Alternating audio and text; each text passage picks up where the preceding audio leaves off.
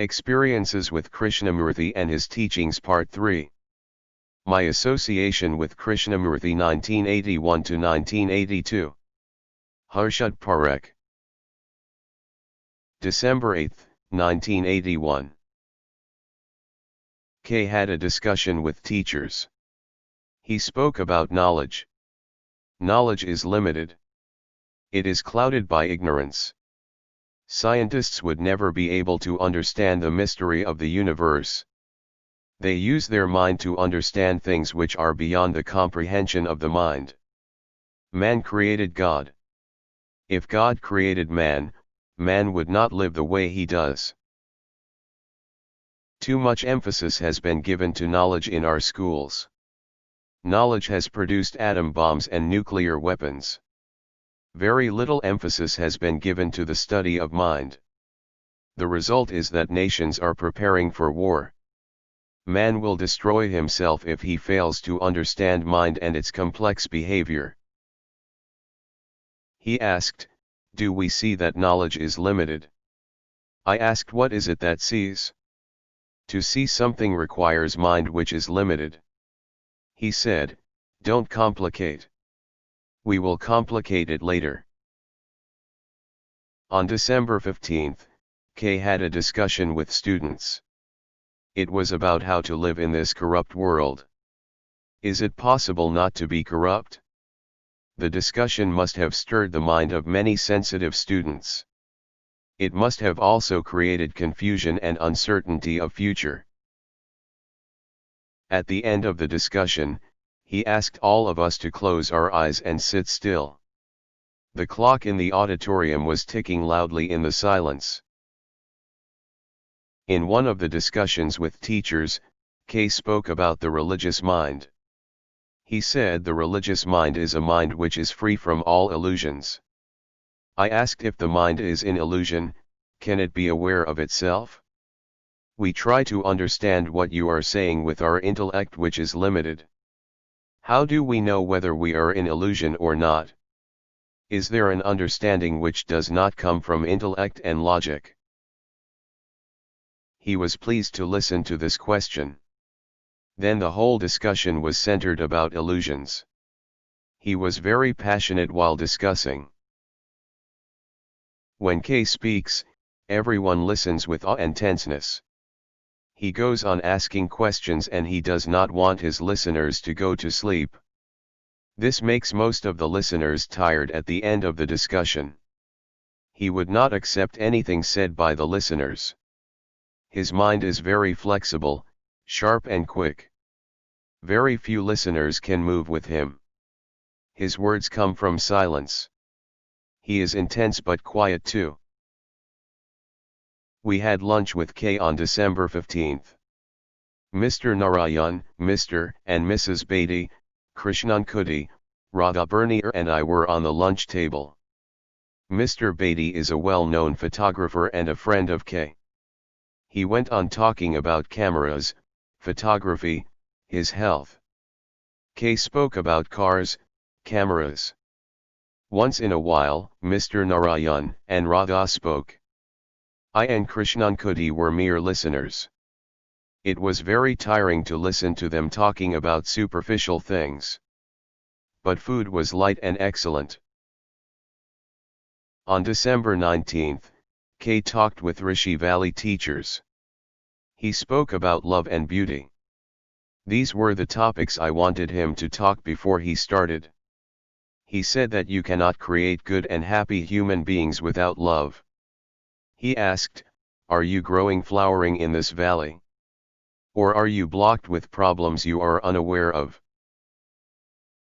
He also talked about good taste in walking, eating, dressing, etc. He felt that students of our school were careless and had no sense of good taste. Firoza asked, "Would you define good taste?" He did not answer. It cannot be defined. But he asked the same question to Usha. Usha said, "It is something which does not break certain harmony." Mr. Narayan asked, "You have talked about good taste, cultivation of intellect, etc.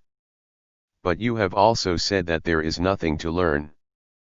Would you please explain what do you mean? K said, one can learn about scientific facts, various subjects, etc. But apart from these, there is nothing to learn. Is there anything to learn about yourself? You just observe what is going on. I said, as long as mind is working, that is, thought is operating, there is something to observe. But when the mind is not, what is there to observe? He said, observe that tree, green leaves and red flowers. I said, but when you say this, your mind is working. Trees and flowers are there. What is there to observe? He asked, what is wrong with observing with the mind? I said, nothing wrong. He said, you all have some fantastic ideas. But he had agreed or understood what I meant. He just wanted to test me. He again emphasized that there is nothing to learn or observe when the mind is silently awake to itself. Earlier I had said, sir, when we understand what you are saying, everything drops. He asked, what drops? I said, thoughts. Then there is a state of emptiness, we cannot speak about it? He said, yes. What is articulated is not the real. At the end of the talk, K was in a happy state of mind. He said with a smile, we are having lunch together. That is very important. We will have good food and jokes. K left Rishi Valley on December 20th. Some of us, teachers, went to Madras to listen to K talks. K spoke with a quiet strength. He said that he was completely free from conflicts. His face shone with light and wind played with his white hair. He looked like a great rishi. People listened with utter silence. He spoke about order, responsibility, conflicts, duality, etc. In the second talk, he was a bit tired and distracted by loud music coming from outside. He said Muslims ruled over India for 700 years and Britishers ruled for 150 years. They did not affect much our old culture. But after independence, you have made a mess in this country. There is no discipline and rules. The whole country is full of corruption and immorality. No one cares about anything. This noise coming here with the wind is not music. 1982. K arrived in Rishi Valley on December 1st. We received him at the old guest house where he stays. His coming is a great event for us. His presence makes us happy and alert to the ways of the self. During his presence we would be kind to all students and workers. We would be concerned about bringing the transformation of the brain. He would challenge us and we would accept his views with humility. He would tell us jokes and laugh with us. Then he would go away and we will be back to our old ways of thinking and living. On December 7th, K talked with a group of serious teachers from different K schools. He told us that he would not be us after few years. After his death, we should be our own teachers and disciples. We should live and flower with love and goodness. There would be groups of serious teachers in all K schools. We should visit different schools and interact with each other. We should be committed to the teachings and the teachings are ever fresh and infinite. Shall we cooperate with each other leaving aside our fears, suspicions and strong ideas of right and wrong? He asked after I leave India in February or March, how shall we keep in touch with each other? On December 8th, K talked with students. The topics were knowledge, memory, conditioning, sensitivity. He asked us to find out where knowledge is necessary and where it is not. In love, knowledge is not necessary. At the end of the talk, he asked us to close our eyes and watch our thoughts. What a silence was in the auditorium. We never had such silence before. A boy of class 4 asked him, "Do you have any fears?" He answered with all humility that he had no fear of his reputation, death, or of anything. K has been talking with a group of teachers almost daily. He is as passionate as ever and does not look too old. K desires to have groups of serious teachers in all K schools. Once I asked him, instead of starting with the idea of forming such groups, would not it be marvelous if this happens by itself? Politicians form groups with a common purpose, but it does not last long. He said, these schools did not happen by themselves. We had to work hard to bring about such groups. On December 12th, K talked with teachers about capacity. Capacity means something which can be contained in a limited space. It depends on experience and knowledge. Is there a kind of capacity which is beyond knowledge and experience? He also talked about how to approach a problem. Is it possible to just look at it without a desire to solve it? How do you develop a style? It just comes from feelings which are spontaneous. It comes from silence. On December 14th, K talked with a small group of teachers. It was quite intense. He said that Rishi Valley would be a place where people with religious mind would live and work together. He asked, what is the most essential quality of the religious mind? Srinivas said, intelligence to observe what is. I said, probably it is compassion. K asked, is it an idea? I said, when we speak, it is an idea. When there is compassion, we do not speak. He said, the religious mind is a mind free from ideas and ideals. I said, I agree, but in our daily life, when we teach, don't we want our students to be good? Is this not an idea? Can anyone live for 24 hours a day without having an idea? He said, forget about students.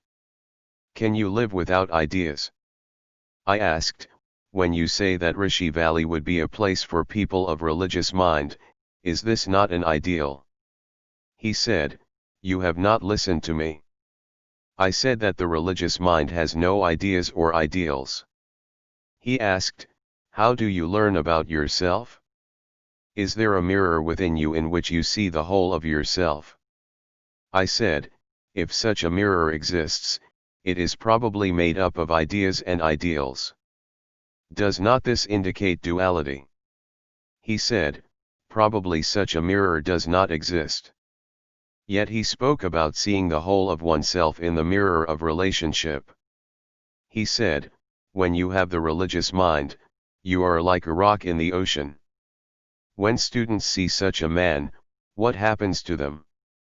Put yourself in the place of students.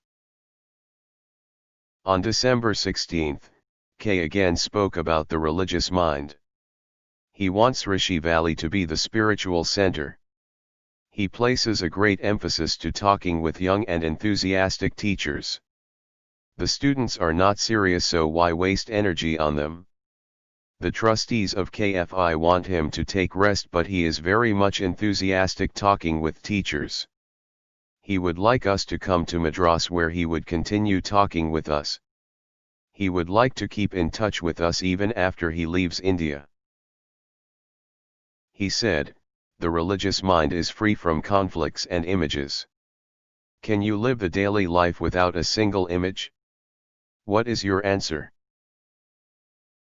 I said, the mind which watches the conflicts and images as they arise is such a mind, the religious mind. We are not concerned with ending images but watching their operation, their movement. He said, my brother died 57 years ago. I think about him and live with his memories. What does this do to my brain? Does not this deteriorate the brain?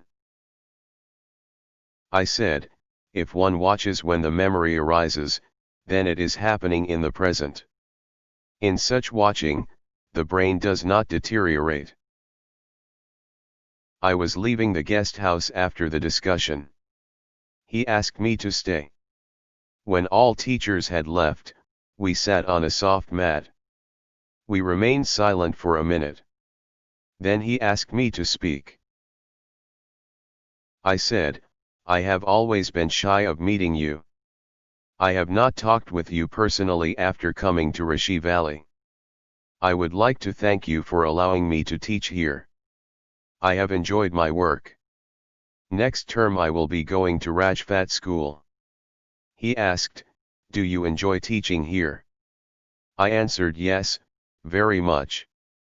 He asked, are you going to Rajphat in June? I said, yes. He asked, for how long? I said, for 1 year. We remained silent for a while. Then he asked, you wrote me letters, didn't you? I said yes. I wrote several letters. I wrote one letter after staying here for a year. He said, you wrote letters before joining the school.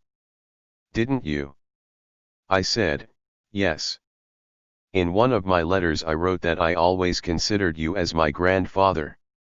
No one has affected my life as you did. He smiled. I remained silent. The flowers in the room and the clay image of a god were alive with beauty. After some time I said, once I wrote you about my meeting with Gopi Krishna. He asked, the man who writes about Kundalini? I had met him once. Is he genuine? I answered, from his writings, he seems genuine. He is a gentle, honest man and speaks with humility and confidence. He asked, is he extraordinary like this? From his gestures, he meant was he like K? Then he said, he has gone through some experiences but he is making too much out of it. I said, he writes about the evolution of humanity. He said, yes. I know that. Again there was silence. After a minute, he said, that is enough. He smiled and touched my leg with affection. On December 17th, K spoke to all teachers of the school. He asked, why does the brain deteriorate? I said, when we do things which we don't enjoy, the brain deteriorates. The conflict between our daily work and our deeper interest in life produce deterioration in the brain. He asked, are you speaking for yourself? I answered, yes. He asked, what do you mean by enjoyment? You may enjoy power, position. I said, no sir. He said, not you. Others may enjoy power, position, respectability. Some may enjoy drugs. Does this prevent deterioration? I said, drugs may have side effects. He asked, is there any enjoyment which does not have side effects? You may enjoy sexual pleasures and live for 95 years. Will this prevent deterioration of the brain? He talked about the limitation of knowledge, experience, thinking, etc. This limitation is responsible for the deterioration of the brain. He said, all thinking leads to the deterioration of the brain. Do you see that? Radhika agreed. I did not. K asked us to discuss this matter. I said, if we enjoy learning, knowledge does not deteriorate the brain. But if we learn because we have to, against our interest, then deterioration happens. K said, unless one has a new instrument to deal with knowledge, it is bound to lead to the deterioration of the brain. I asked, what is that new instrument? If I ask this question to myself, the answer will be from thinking. So one does not know if such an instrument exists. I also said, if what you say comes from thinking, it is limited. Pupilji talked about the limitation of thought, knowledge. I said, when you speak about the limitation, you have an idea that there is something unlimited. Is there such a thing, or everything is limited? K said, you cannot walk to Madanpalli in 2 hours. That is the limitation. Alan asked, does that lead to the deterioration of the brain? K understood that the limitation of knowledge does not lead to the deterioration of the brain. He said that the limitation is bound to lead to the deterioration of the brain if one has not acquired the new instrument to deal with knowledge. He said that I was waiting for such an instrument. I said, you cannot wait for this. He talked about computers, wars, meditation, our responsibility, etc. On December 18, K had a discussion with Pupilji. It was very good. Pupilji asked some questions about how to read the book of life, what is the nature of what is and with what instrument we observe.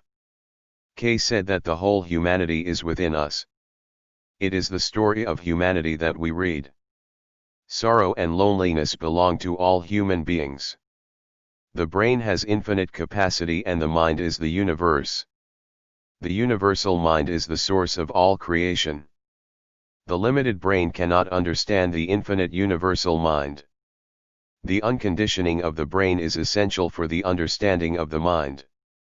He said that there was nothing to read when the observer and the observed were one. Then the brain and the mind were as vast as the cosmos. He said that what they discussed will stand the test of time. Great intellectuals of the West would understand the truth of his teachings. All teachers had lunch with K in the guest house. After lunch, he told some jokes. K left Rishi Valley on December 20 for Madras. Experiences with Krishnamurti and his teachings Part 3. End of Part 3. Harshad Parekh.